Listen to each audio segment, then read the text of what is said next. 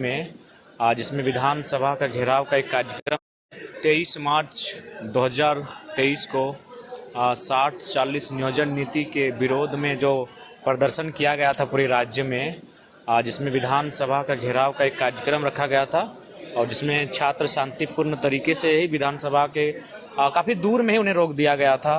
और उस दरमियान आंसू गैस इत्यादि, रबड़ गोली इत्यादि बहुत कुछ की बौछार भी की गई थी और साथ ही साथ कुछ फर्जी मुकदमे भी किए गए थे, जो कि इस राज्य की आदत है हुक्मरान की कि जब ये स्टूडेंट के मूवमेंट को दबाने का प्रयास करते हैं तो कुछ स्टूडेंट्स पर फर्जी एफआईआर किए जाते हैं।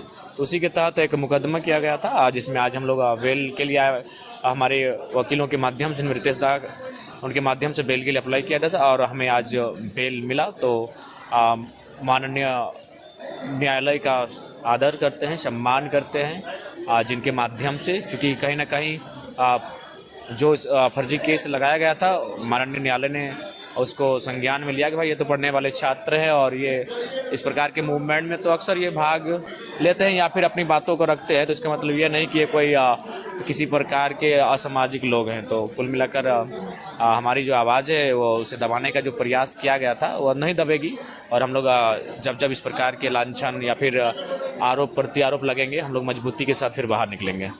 ये समय है क्योंकि समय कम बचा है, ऐसे समय में आप गांव घर में घूम गए, जन आशीर्वाद यात्रा कर रहे हैं और ऐसी परिस्थिति में कोर्ट कचहरी को भी मैनेज करना पड़ता है, तो कितना मुश्किल होता है? देखिए, जब पॉलिटिक्स की बात आती है, राजनीति की बात आती है, तो बहुत सारी चीज़ें आपको फेस करना पड़ता है। सही बात है, अभी हम लोग पूरी तरह से गिरिडीह लोकसभा को फेस किए थे और अपना जो भी समय हम लोग का व्यतीत हो रहा था वो गिरिडीह लोकसभा में ही हो रहा था।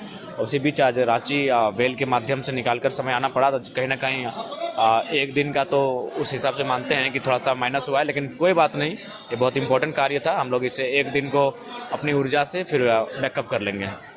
जनाब जी, जिस तरह से आप लोग बहुत सारे आंदोलन किए थे, आंदोलन के दरमियान बहुत जगह पे आप लोगों को धाराएं लगाया गया था, केस मुकदमा हुआ है, कितने मुकदमे से अभी तक आप राहत पाए हुए हैं? हाँ, कुछ मुकदमों से राहत मिली है और कुछ अभी भी न्यायालय के समक्ष बेल के लिए आवेदन दिया गया है और हमें उम्मीद है, क्योंकि हम लोग किसी भी मुकदमे में ना हम लोग किसी प्रकार का आपराधिक छवि के व्यक्ति, हम लोग तो पढ़ने वाले छात्र हैं। 2 साल के पूर्व भी हमारा उदय हुआ है राज्य में एक चेहरे के रूप में, तो हमारी कोई एक पढ़ने वाला एक साधारण सा कृषक परिवार का छात्र है, हमारा कोई बैकग्राउंड है नहीं ऐसा। तो केवल और केवल आवाज़ को दबाने के उद्देश्य से ये केस अब पूरे राज्य के कुछ जिलों में किए गए हैं, ताकि झारखंड पर कोई बात ना करे, कॉर्पोरेट के खिलाफ कोई ना लड़े। आज जो जुल्म और सितम झारखंडियों के साथ हो रहा है, तो कुल मिलाकर हम लोग की अपनी आवाज़ को बुलंदी के साथ ही रखेंगे। ये फर्जी केस कब तक होते हैं? ये होते रहेंगे। ये चूँकि आखिर वही अंग्रेज़ों की व्यवस्था को हमने अपनाया है, तो अंग्रेज़ों ने इस व्यवस्था को इसलिए लगाया था कि जब ईस्ट इंडिया कंपनी भूमि अधिग्रहण करेगी तो उनको आसानी होगी, अगर कोई लोग आवाज़ उठाएंगे तो उनकी आवाज़ को दबाया जाए।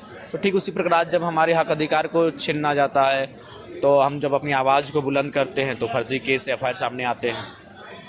जयराम जी, जिस तरह से जेएसएससी सीजीएल पेपर लीक मामले में चरणबद्ध तरीके से आंदोलन के बाद अभी ट्विटर कैंपेन का भी आंदोलन, एक डिजिटल आंदोलन किया जा रहा है, इसके बीच में छात्र का किस तरह से समर्थन दीजिएगा? देखिए, वो छात्र समर्थन क्या होता, हमारे ही लोग थे। देवेंद्र दा कौन है? हमारे साथी हैं।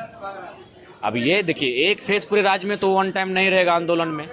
आखिर जो लोग रांची में आंदोलन किए, जेएसएसयू जेबी केसेस के सम्मिलित रूप से, वे सभी शख्स जो 15 जिन पर एफआईआर हुआ, जिनके एफआईआर के बाद एसआईटी का गठन हुआ और फिर जांच में अवर सचिव समेत उनके पुत्रों समेत पेपर लीक में एक पेपर में 27 लाख का जो लूट का मामला सामने आया पेपर लीक में, वो कहीं ना कहीं इस आंदोलन की देन है।